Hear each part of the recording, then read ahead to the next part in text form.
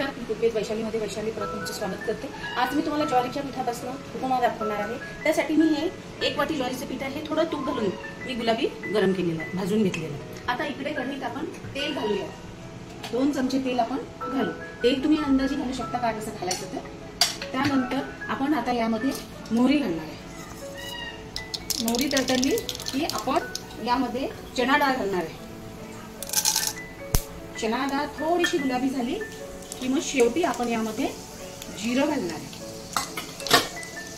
जिरं घातल्याच्या नंतर यामध्ये मी उपम्यात शेंगदाणे नसतात पण मला आवडतात म्हणून मी घातले। तर यामध्ये आणि छान लागतात ते, थोडे भाजले तळले गेले ना अक्षरशः कुरकुरीत मस्त छान लागतात।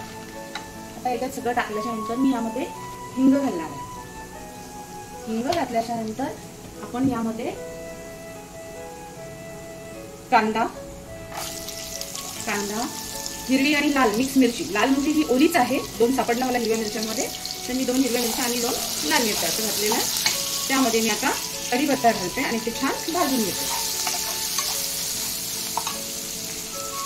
आता आपला कढीपत्ता कांदा वगैरे झालेला, आता मी इथे टोमॅटो टाकते।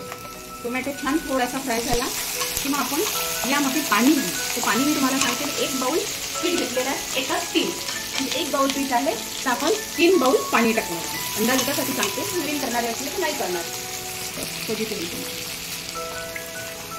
3 बाउल पाणी। आता याच पाण्यामध्ये आपण मीठ घालून घेणार आहे। मीठ घालून, मीठ चवीपुरतं, कोणाला कमी लागते कोणाला जास्त लागते, चवीपुरतं सांगितलं मीठ घालायचं।